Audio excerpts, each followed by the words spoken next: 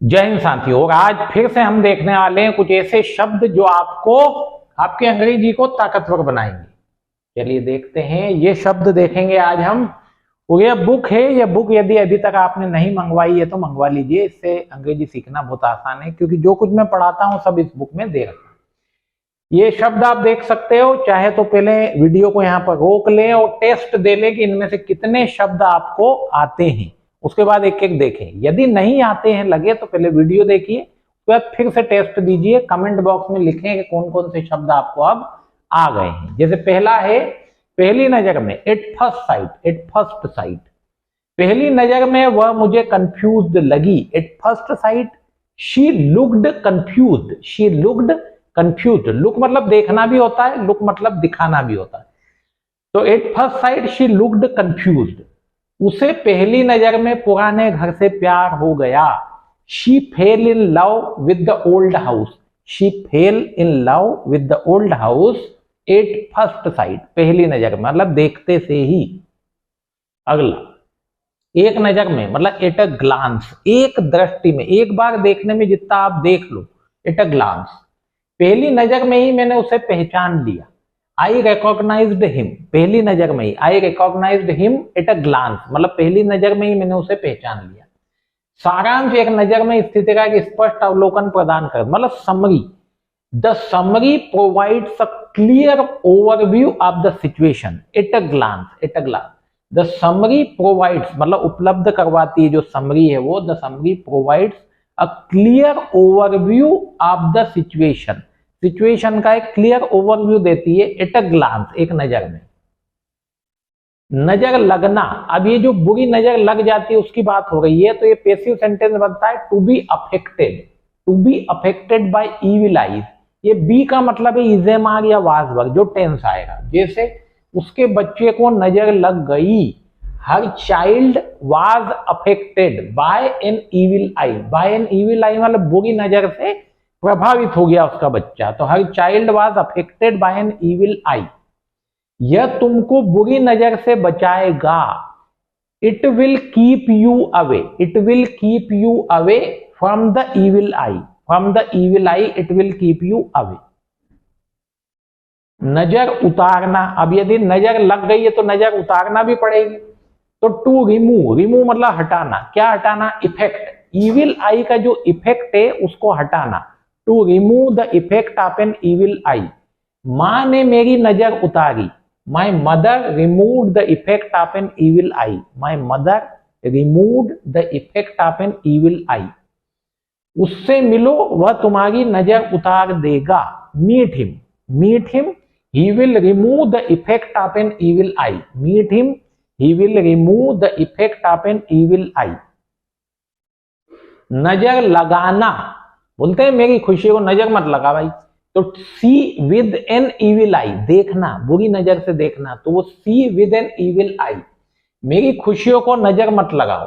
Don't see my happiness with an evil eye. Don't see my happiness with an evil eye, मेरी खुशियों को किसी की नजर लग गई है। My happiness is under an evil eye. My happiness is under an evil eye. या इसको अफेक्टेड से बोल सकते हैं, my happiness affected by an evil eye. बुरी नजर से देखना मतलब नीची नजर से किसी को तिरस्कृत भाव से, अपमान के भाव से देखना, उसके लिए भी वर्ड है टू लुक डाउन अपॉन। दूसरे बच्चे उसी बुरी नजर से देखते थे। देखते थे मतलब सेकंड फॉर्म आने चाहिए, यहां गलती से फर्स्ट फॉर्म रह गई है। तो the other children looked down upon her. The other children looked down upon her because her father was poor, क्योंकि उसके पिता गरीब थे। गरीबों को, कुछ लोग ऐसे होते हैं कि जो गरीबों को हेय दृष्टि से देखते हैं, तो वो बात है। तो the other children look down upon her because her father was poor.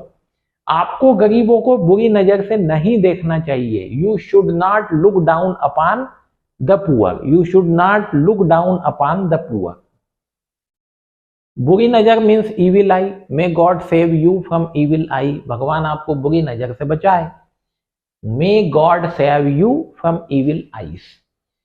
माता पिता अपने बच्चों को बुरी नजर से बचाते हैं। पेरेंट्स प्रोटेक्ट, प्रोटेक्ट मतलब बचाना, parents protect their children from evil eyes, from evil eyes, parents protect their children from evil eyes. नजर ना लगे, टच वुड, मतलब अपन बोलते हैं किसी की तारीफ जैसे अपन करें तो अचानक भाव आता है कि यार कहीं मेरी नजर ना लग जाए, तो टच वुड, तुम्हें नजर ना लगे। Let no evil eye spoil you, let no evil eye spoil you, वह कभी डॉक्टर के पास नहीं गई, उसको नजर ना लगे। तो she has never even been to the doctor, she has never even been to the doctor's touch wood, touch wood मतलब उसको नजर ना लगे। रहम मतलब मर्सी या दया भी बोलते हैं, मुझ पर दया करो, have mercy on me, have mercy on me, 45 number का स्ट्रक्चर है। केदी ने दया याचिका लगाई, prisoner filed mercy petition, prisoner filed mercy petition, petition मतलब याचिका। अहितकर हार्मफुल या नुकसानदायक भी बोल सकते हैं, तो यह आपके लिए अहितकर रहेगा, it will be harmful for you, it will be harmful for you. और बोलना यह आपके लिए नुकसानदायक है तो विल बी की जगह इज लगा दो, it is harmful for you.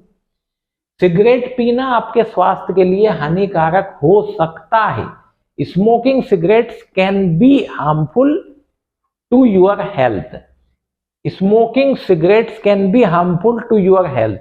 अब यदि आप ट्रांसलेशन से देखोगे तो के लिए आपको फॉर आएगा, मतलब smoking cigarette can be harmful for your health ऐसा आएगा, लेकिन ध्यान रखिएगा यदि रहे तो ठीक, वरना फॉर भी चलेगा।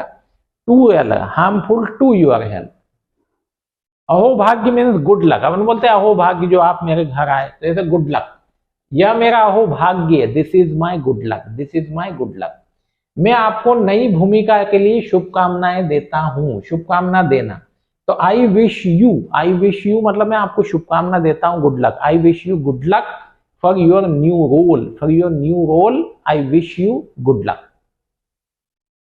लार या राल बच्चे के मुंह से जो टपकती है, सलाइवा, लार मुंह से लार टपकती है, saliva dribbles from the mouth, dribble मतलब टपकना, तो saliva dribbles from the mouth. यदि आप बोलते नहीं हो इसको, if you don't speak you won't learn, तो इसको बार बार दोहराइए मेरे साथ ही। जब आप भोजन देखते हो तो आपका शरीर स्वाभाविक रूप से खाने की उम्मीद में क्या करता है, उत्पादन करना शुरू कर देता है। तो when you see food your body naturally starts to produce saliva in anticipation of eating. When you see food, your body naturally starts to produce saliva in anticipation of eating, खाने की उम्मीद में।